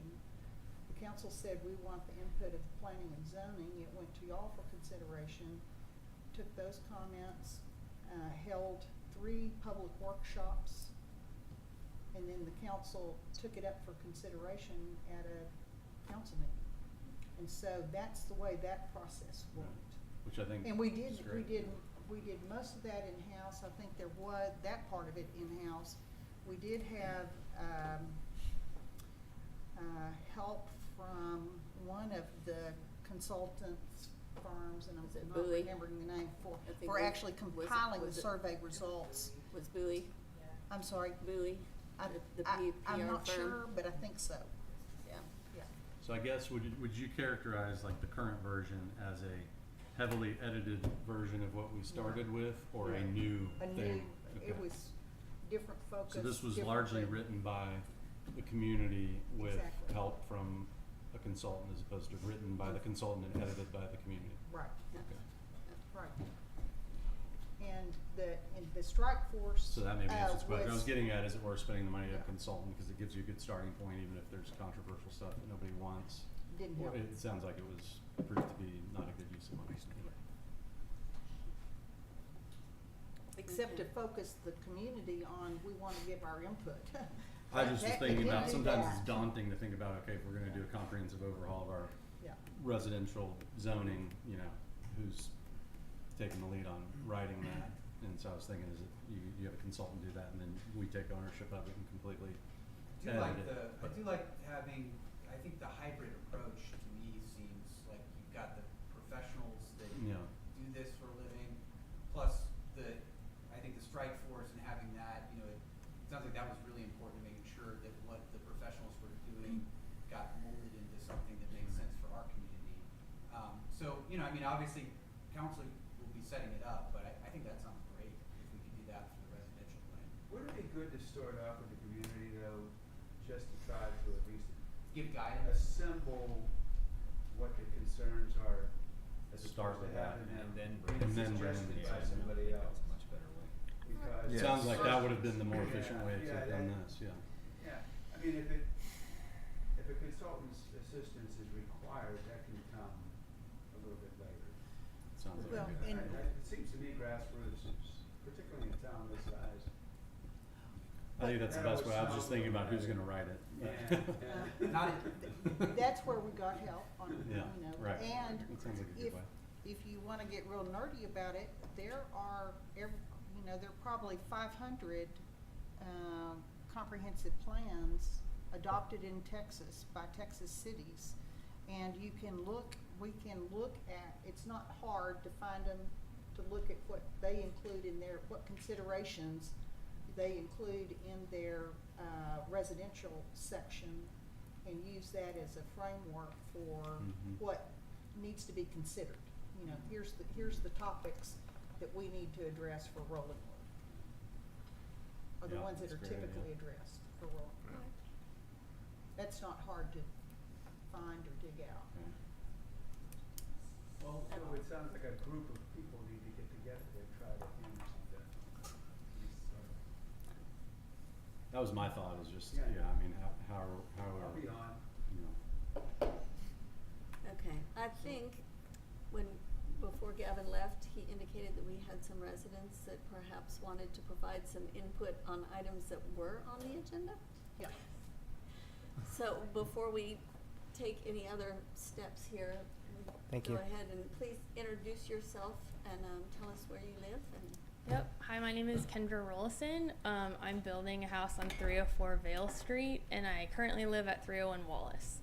And I think most of the points that I wanted to raise today have already been addressed. I think the Planning and Zoning Commission gets it that there really hasn't been any community input on these changes that have been proposed. I think for a lot of families that I know, both on Vale Street and Wallace Street, it's pretty difficult for us to come to a meeting at 5 p.m.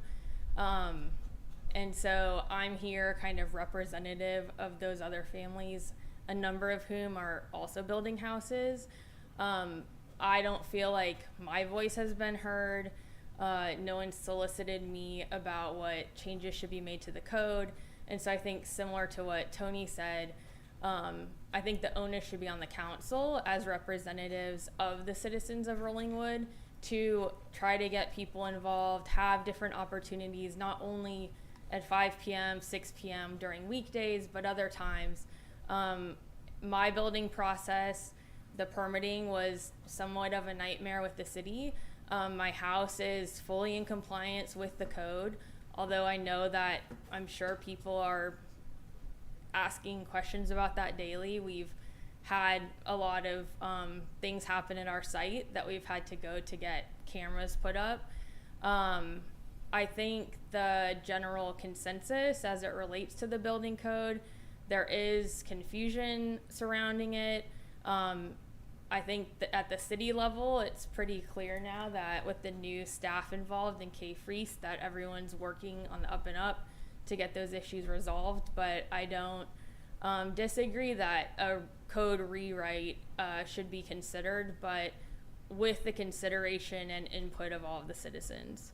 And so specifically, I just wanted to point out, which I think someone else already mentioned, as it relates to changing specific provisions of a code.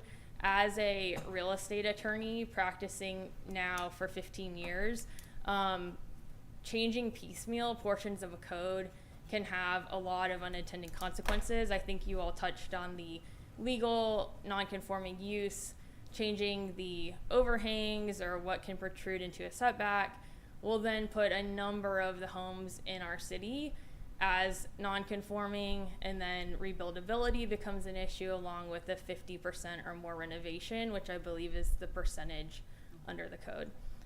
So I just think any kind of code changes should be very carefully considered, and I would urge you all to not take action solely as related to single buildings going up, but rather as the community as a whole. Hello, good evening. Emily Doran, 601 Ridgewood. I'm not going to reiterate some of the points that have been said here by all of us tonight. I think I built a house in the community, and it was a very complex process. The code was interpreted multiple times in many different directions.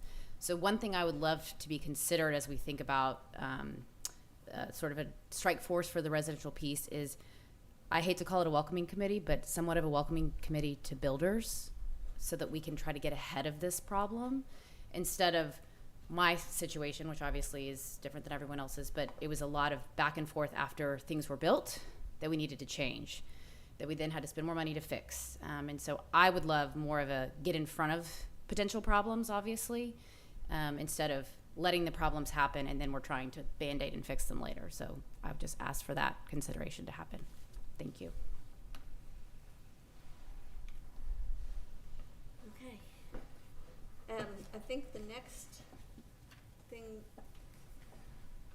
you can consider a motion to send the item from number 2 to P&Z and to schedule it for a public hearing. I think that would be the next step, yes? This is just y'all. Yeah, just that. You wanna hear what I say? No. Second? Well, She's I'm not not making making the the motion. motion. She's- I'm asking. So, Okay. and if P&Z wants to request that, you can request that. That could be a motion that you guys make, or we can just, Why don't we I let was you gonna send do it to that. us? okay. Yeah. And actually, I think we've made that motion at the Right. council level, Mm-hmm. at last month's hearing. I think Accept it? it was sent before this meeting. We weren't able to publish notice to do the public hearing, so I think now that kind of direction is good for us to go ahead and start with that notice process and bring this back as a public hearing. Okay. Then So to we be already have the taken to motion that we council. need done for that. I believe so, yes. Do we need to have any motions on our part? No. I don't think so. I will No. move to. I would make a suggestion, All right.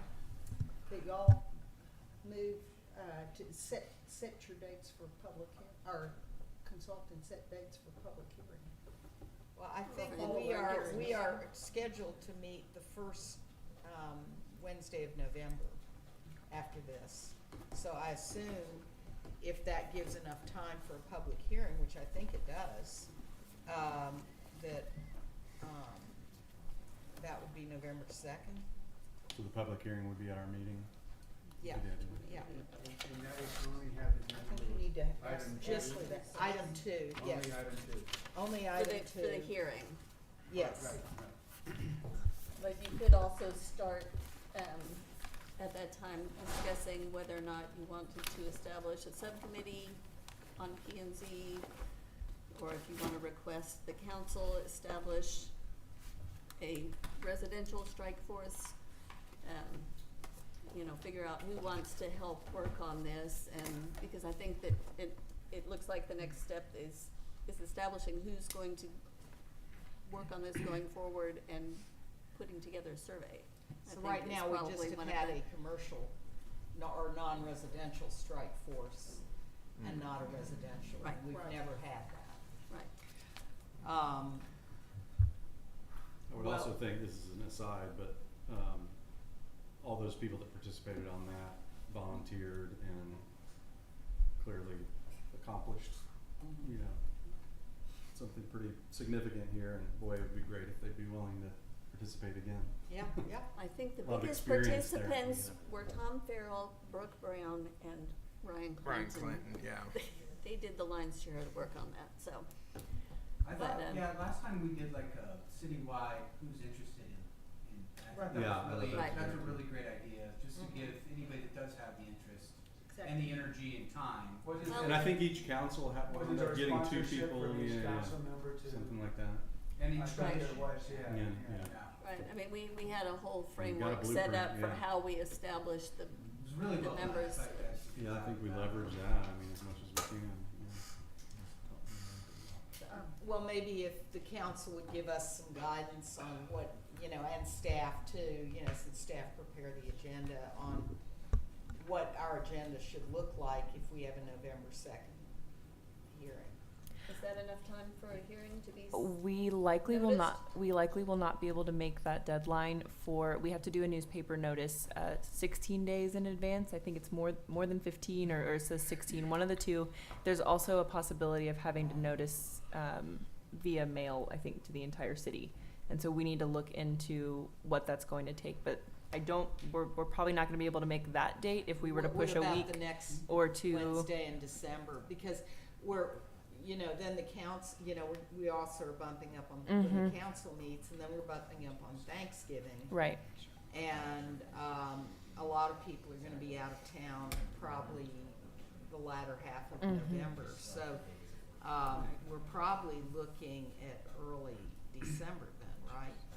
Right. What we would need is to be able to advertise both of those public hearings in that notice. So we would need to say we would have a confirmed quorum for P and Z on this date, and then a confirmed council meeting on this date for those public hearings to be held at each of those. And so So would December be more realistic? if we're going with regular meeting dates, yes. If not, we would need to at least push a week or two on that P and Z meeting. Yeah, November 2nd, just so, for forum purposes. I like what you did before with like I love the, I don't know what that. Doodle app or was. whatever. Doodle, Zaggle. 3 weeks. Yeah. Some people love it, some people hate Doodle. It's a love-hate relationship. Super easy for us to Any just. Yeah. December Yes, 2nd. yes, no, no. It don't record mine. Oh, really? No, I It thought took they my said first December. date and it didn't take Well, any I know what this direction. one's on. Why can't we? You know, and I know. it just didn't work. Yeah. We can do a hybrid So meeting. And it might be just me. Right, Let's no, We can do well, this. email about availability for the 15th next to meeting 30th. and You'll let's be tight. move to adjourn. Yeah, Motion to adjourn? I so move. Okay. I think Is there a also second? we're gonna need us 2 adjournments, one of council and Okay. one of just Purposes of FYI. P and Z, I Okay, move to you can- adjourn. okay. all right, we're adjourned. Okay, council. Council, yes, let's Move to continue. adjourn. Wait, Sorry. I was gonna think we could still address the November 2nd versus, you don't wanna do that? Oh, well, just a question, that November 2nd is almost 3 weeks out, like 3 weeks from today, I'm right? gonna go to dinner. I'll see you guys later. Right. Bye. Is Let there me- anything we can do for Today's the November 2nd? 12th, so. We're just, if that's the only. Yeah, so it's Can 3 weeks. we- Well, I mean, that's a convenient Yeah, time. It seems Yeah, like but we're the not timeline. so much done quickly. Yeah, no. Well, that's what I was just, Exactly. that's That's what why, we're checking to that's see why we're whether- checking. That's Yeah, what I we're mean, working on right I now. would like for us to at least get the immediate urgent matters addressed, Right, and, you know, which Right. are right. items 2 and possibly 3. Yeah, well, Mhm. especially since we had hoped to have the hearing tonight, Mhm. so. So if we were to, it takes generally about 3 to 5 days to get something in the newspaper, just for, you have to have your notice to them in time. And so if best case scenario, we can notice by Monday, we're still 16 days is November 2nd.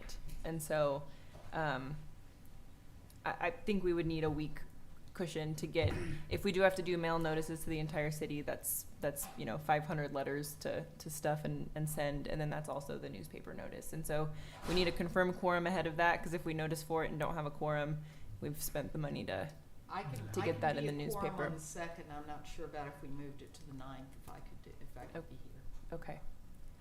I'm just not sure we can notice in that time. I don't want to put an unrealistic expectation on it, but first thing tomorrow, we can get out availability, and if there's a way we can get it done by the 2nd, we'll do that tomorrow morning. And if there's not, we'll have to get out some further availability, so. Okay. Sounds good. Okay, that'd be great. Okay. Yeah, if not, I mean, I don't have to be here to chair a meeting, you know, somebody else can chair the meeting, but, you know, we would still have to have a quorum. Sure. Understand. Okay. We'll All right. get right on that. Thank you. Thanks. Thank you. All right, Roxanne had motion to adjourn, is there a second? Second. All right, all in favor? Aye.